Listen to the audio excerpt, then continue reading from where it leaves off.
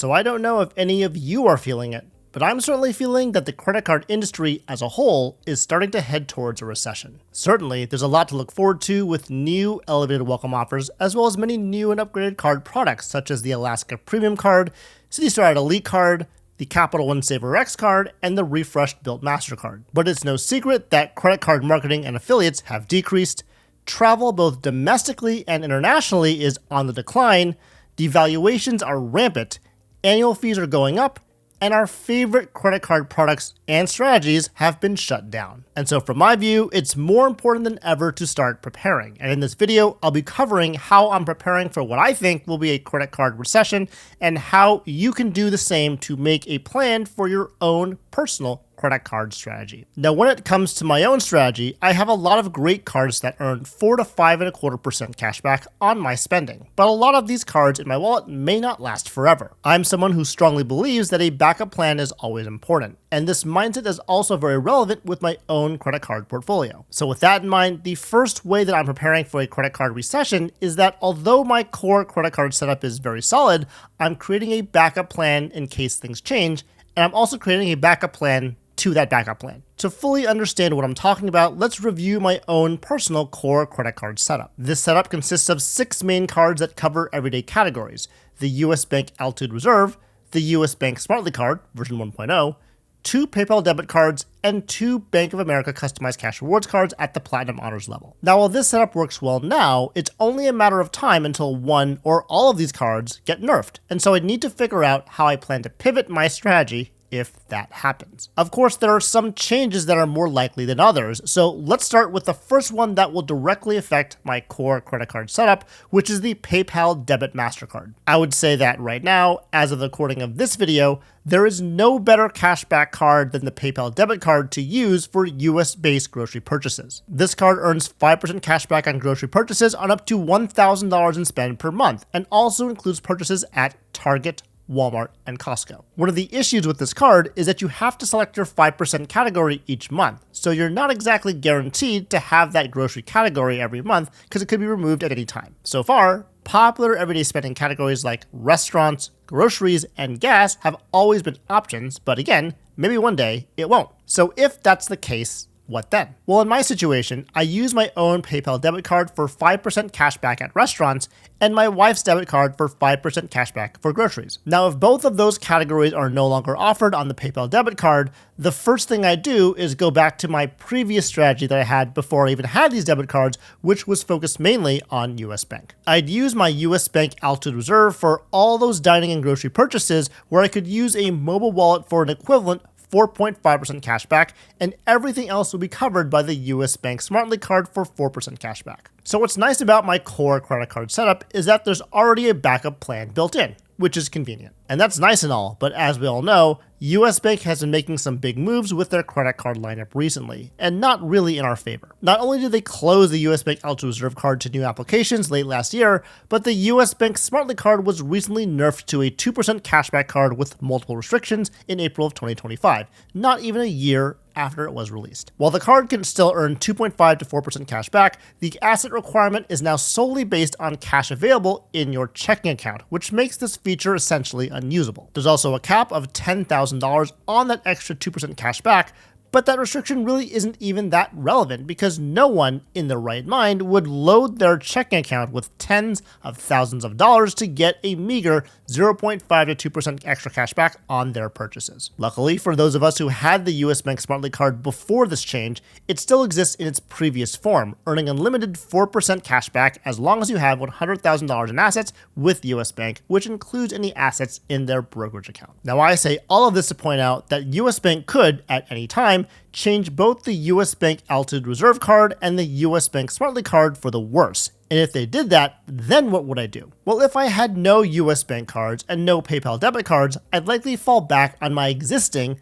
Bank of America cards. But I'd have to do a little bit of shifting around, so let me explain. I recently downgraded my Bank of America Premium Rewards Elite card to an unlimited cash rewards card, and so that would be my catch-all credit card. As a small side note, I've also reviewed the fees with this unlimited cash rewards card and confirmed that there is no mention of any foreign transaction fees on this product change too, so that's a nice plus. I also have 2 customized cash rewards cards that I could work with. what I'd likely do is keep one of these customized cash rewards cards for online shopping, but swap out my other customized cash rewards card that currently covers gas and make that my grocery credit card. With the Platinum Honors boost, this would mean that my grocery category and Costco purchases would be covered at the 3.5% cashback level on up to $2,500 per quarter. For the gas category, my wife still has her Citi Costco Visa card, so we'd swap it in for our gas purchases, earning 5% cash back for Costco gas. And for the restaurant category, I do one of two things. What I prefer to do is use my Bilt Mastercard as my primary dining card, earning 3x points back on dining for no annual fee.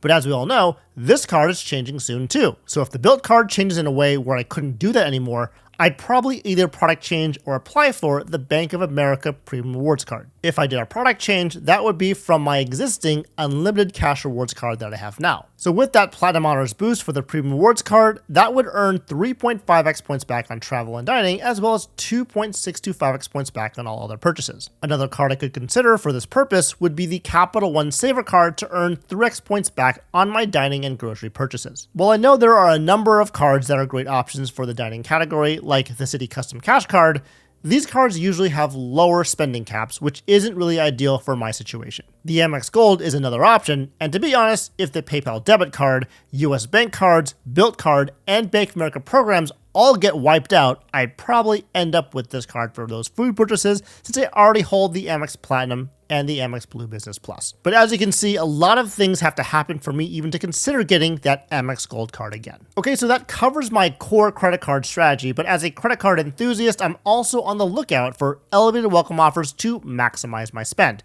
But do I really need to do that? Well, that leads me to the second way that I'm preparing for the upcoming credit card recession, which is to take an inventory of my points and miles and figure out if I even need to earn more. So to answer this question, it's very important to list out all the points and miles that I already have. When it comes to flexible point currencies, as of the end of April 2025, I have approximately 400,000 MR points and 325,000 UR points. And with airline miles and hotel points, I have 300,000 Hilton points, 600,000 IHG points, 125,000 Marriott Bonvoy points, and 175,000 Southwest miles. So starting with those flexible point currencies, with no upcoming international trips, I don't think I need to even earn any more right now. For American Express, the best redemption is definitely going to be for those international first and business class flights, so I'm good there. For Chase, I certainly could use those points for Hyatt, but since I already have a lot of points with Hilton and IHG, I don't think that's really necessary either,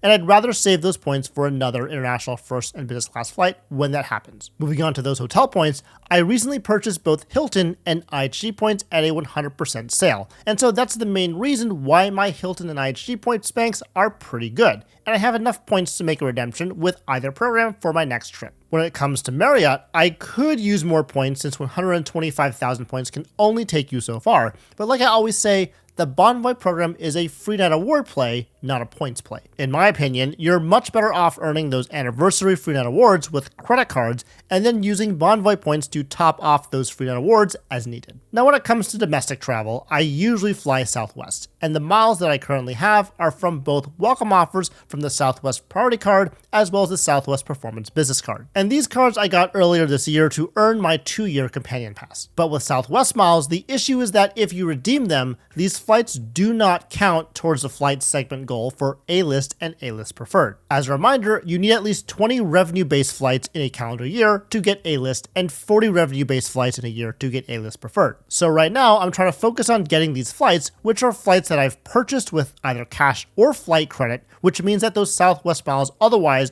aren't being used right now. And so again, I mentioned all of this to say that my domestic flights, international flights, and hotel options are all covered by points and miles that I already have, so I'm not in any rush to get new credit cards. Of course, there's always that option to earn cash back from welcome offers, so that's always an option if I'm really itching to start a new welcome offer for whatever reason. Okay, so that's the story with my current points and miles currencies. But another area of improvement is ensuring that my existing credit card portfolio is working for me and not the other way around. So the third way that I'm preparing for the upcoming credit card recession is to audit my entire current credit card portfolio, specifically looking at annual fees to see if I could lower these fees even further than they already are. As a reminder, this is my credit card portfolio as it stands now, and these are the cards that have annual fees. You can see that I have 8 cards with annual fees, 5 personal and 3 business. The personal cards with annual fees are the US Bank Altitude Reserve, Amex Platinum, Chase Ritz-Carlton,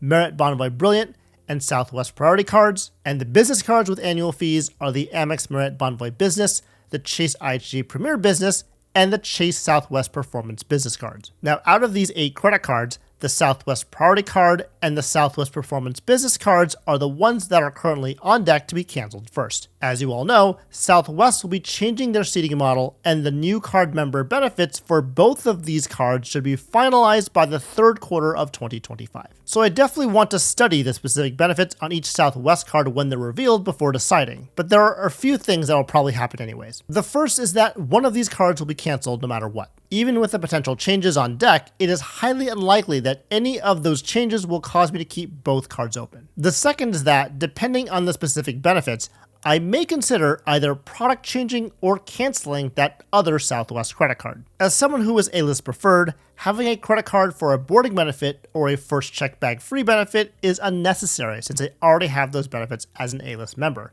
and I anticipate having this status at least to the end of 2026. But on the other hand, it may just be worth it to hold on to a Southwest credit card for the first check bag free benefit in the case I no longer have that status with Southwest. Having said this, at that point it'd be about 24 months after my first Southwest credit card application, so I may just end up canceling that card and applying for it again in the future. Since I'm based in the Southern California area and Ontario is my home airport, I'll probably fly Southwest at least once a year, so having a card like this would probably be worth it for that check bag benefit. So taking the Southwest credit card to the side, another important question is that out of the remaining credit cards, which one would I cancel if I had to choose one? Now, this is a good thought exercise to do in any situation because you can challenge yourself to see what cards you really want to keep or cancel. And looking at my portfolio, that was a difficult question to answer for sure. But for me, the next card that I'd probably cancel would be the Merit Bonvoy Business Credit Card, and let me explain my decision. I'd definitely keep the US Bank Altitude Reserve card since it's my main card in my core credit card setup. Similarly, I'd like to keep the Amex Platinum for that 5x MR points back on flights and Centurion Lounge access. I'd also want to keep the IHG Premier Business Card because it unlocks the 4th night free benefit,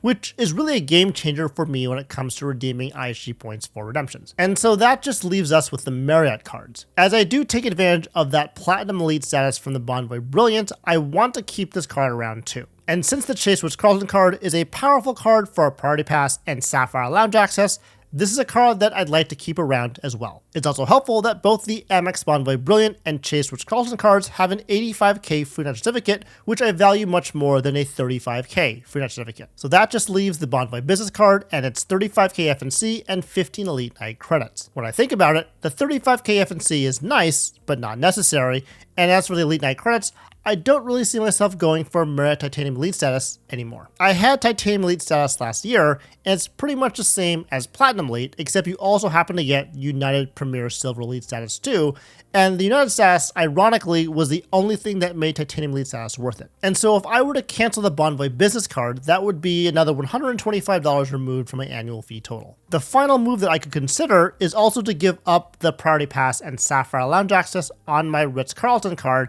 and instead depend on the lounge access from my Amex Platinum. And if I were to do that and give up my Chase Ritz-Carlton card, I'd probably downgrade it to a no annual fee Bonvoy Bold card so that it can sit in my bench setup until I decide that I want the Ritz-Carlton card again. By doing so, I could save another $450 in annual fees, which is always nice to think about. Again, I'd only do this if I really needed to scale things down if, for example, my spending patterns changed, I started to travel less, or a combination of both. But doing this thought exercise and making these plans in advance will help me pivot quickly if a credit card recession hits, which will be helpful to keep my credit card strategy intact and earn the most value from my existing credit card portfolio. Okay, so those are the steps that I've taken and I recommend when preparing for what I think is going to be a credit card recession real soon. Like all recessions, I hope it doesn't happen, but it seems that with the economy and environment that we're currently in, it's definitely more likely than not. Above all else though, I hope that US Bank and PayPal continue their cards as they are now